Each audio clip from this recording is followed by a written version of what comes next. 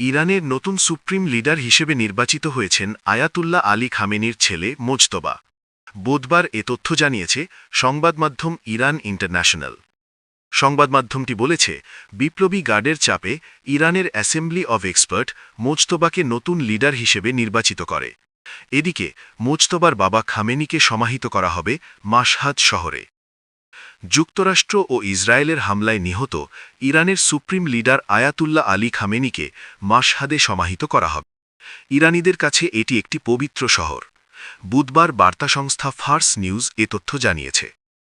লেবাননের আল মায়াদিন টেলিভিশন জানিয়েছে, Mount Lebanon এলাকার আরামুন এবং সাদিয়াতে ইসরায়েলি বিমান হামলায় কমপক্ষে ৬ জন নিহত হয়েছেন। লেবাননের স্বাস্থ্য মন্ত্রণালয়ের বরাত দিয়ে সংবাদমাধ্যমটি এ তথ্য জানিয়েছে। হামলায় আরও ৮ জন আহত হওয়ার কথাও বলা হয়েছে। এর আগে লেবানন কর্তৃপক্ষ জানিয়েছে যে ইসরায়েলের আগ্রাসনে নিহতের সংখ্যা ৫০ জনে দাঁড়িয়েছে এবং ৩৩৫ জন আহত হয়েছে।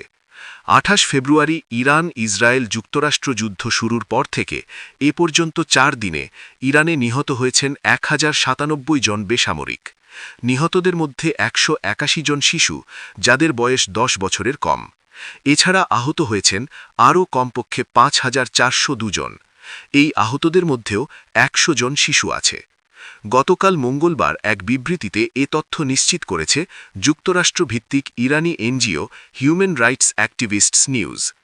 এদিকে ডোনাল্ড ট্রাম্প বলেছেন, যদি প্রয়োজন হয় তাহলে হরমুজ প্রণালী দিয়ে চলা জ্বালানিবাহী ট্যাঙ্কার জাহাজকে নিরাপত্তা দেবে যুক্তরাষ্ট্রের নৌবাহিনী। দেশটির প্রেসিডেন্ট ডোনাল্ড ট্রাম্প বুধবার সামাজিক যোগাযোগ মাধ্যম ট্রুথ সোশ্যালে এক পোস্টে এ তথ্য জানিয়েছেন। এছাড়া জাহাজ চলাচলের জন্য নিজ প্রশাসনকে ইন্স্যুরেন্স প্রদানের নির্দেশও দিয়েছেন তিনি বলেছেন, যদি প্রয়োজন হয় যত দ্রুত সম্ভব যুক্তরাষ্ট্রের নৌবাহিনী হরমুজ দিয়ে ট্যাঙ্কারকে নিরাপত্তা দেওয়া শুরু করবে। যাই হোক, যুক্তরাষ্ট্র বিশ্বব্যাপী নিরাপদে জ্বালানি সরবরাহ নিশ্চিত করবে। ইরানের প্রতিশোধমূলক ট্রু প্রমিস 4 অভিযানের প্রথম 2 দিনে ৬৫০ জনেরও বেশি মার্কিন সামরিক কর্মকর্তা ও সদস্য নিহত বা আহত হয়েছেন বলে দাবি করেছে ইরানের ইসলামিক বিপ্লবী গার্ড বাহিনী IRGC.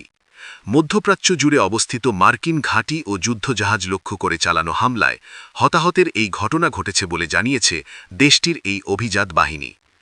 আইআরজিসির পাত্রমুখ্য brigadier general Ali Mohammad নাইনি বলেছেন, বাহরাইনে অবস্থিত মার্কিন নৌবাহিনীর সদর দপ্তর ও যুদ্ধজাহাজে মিসাইল ও ড্রোন হামলার পর মার্কিন বিমানবাহী রণতরী ইউএসএস এব্রাহিম লিঙ্কন ইরানের উপকূলীয় জলসীমা থেকে পিছু হটতে বাধ্য হয়েছে।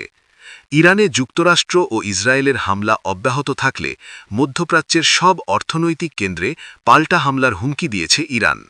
মঙ্গলবার ইরানের ইসলামিক বিপ্লবী গার্ড বাহিনীর জেনারেল ইব্রাহিম জাবারি ওই হুমকি দিয়েছেন। তিনি বলেন, আমরা শত্রুকে বলছি, তারা যদি আমাদের প্রধান কেন্দ্রগুলোতে আঘাত হানার সিদ্ধান্ত নেয় তাহলে আমরাও এই অঞ্চলের সবকটি অর্থনৈতিক কেন্দ্রে আঘাত হানব।